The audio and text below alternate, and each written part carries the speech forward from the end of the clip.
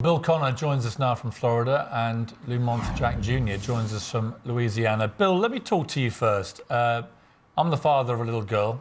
I can't even imagine the agony that you went through when your daughter died. But you decided to turn this unimaginable horror for you and your family into a positive. Tell me about that decision. Well, Piers, I needed to find my own space with this, and I've been a bike rider for about 4 to 5 years, and that's been my therapy.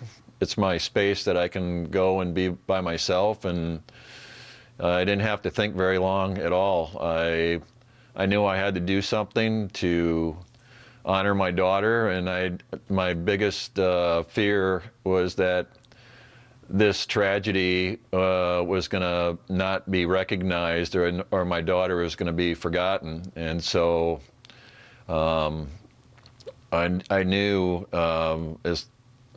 within a couple of days that I had to get on my bike and do something to make sure that the world knows about my daughter, and also to help the awareness with organ donation. So it wasn't something that I had to take weeks to do. It just came to me, and obviously here I am. Jack's healthy, and Abby's inside of him, and so she's alive. And I was there spending Father's Day with my daughter. So there were 2 fathers that were able to have a day, and obviously I'd rather have Abby with me, but the second best thing that could have happened was obviously Jack getting her heart, and then being there for his family. Well, let's cross over now to Loumonth Jack Jr. over in Louisiana. Loumonth, when you got the call to say that the father of the young woman, she was 20 years old, who donated her heart in her wishes, that had saved your life, when you got that call to say he wanted to meet up with you on Father's Day, what was your response? Well, I was extremely excited. I always did wanted to meet Mr. Bill and Abby's family. I was very excited. Abby did save my life, and there isn't a day that go by that I don't think about her, and I feel very, very connected to Abby. We can actually, right now, we can actually hear Abby's heart, can't we, Jack? You have a way of us being able to hear that. Yeah, yes, sir. Just show us how you're going to do that. Yeah. So you have a. I have a stethoscope. Yeah. Yeah, that's it. Yeah, just like that. Yeah. That's such an extraordinary thing.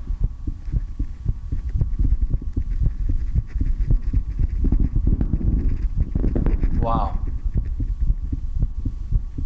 Bill, let's go back to Bill for a moment. It's such an extraordinary story, this, Bill. Out of this appalling tragedy, when you hear Abby's heart beating like that, it's such an extraordinary positive to come out of all the misery that you've had to go through. I don't think, feeling joy is the right phrase, but how would you describe what it feels like for you as a father? Well, I think the biggest thing is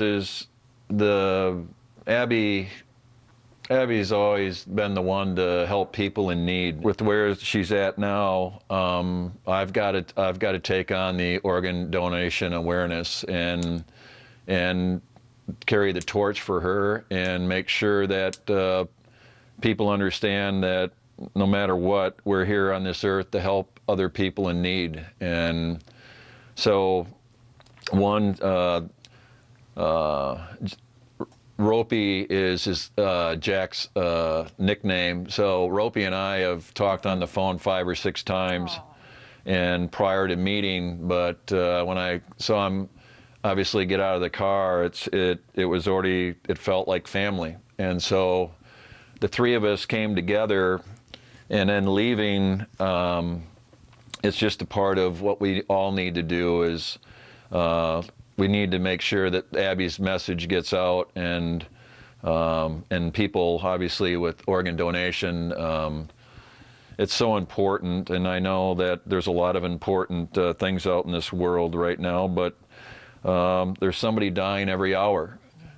And we need, there's people that need organ donation, and one donor can save 8 lives. Indeed, and So- Abby saved 4 lives, Four lives. which is absolutely extraordinary, Yeah. including yours, Loumonth. I know you'd been given a very drastic warning by doctors that you were just days or weeks away from potentially losing your life, and the donation of her heart saved your life. What an incredible reunion. So glad that you now consider each other family.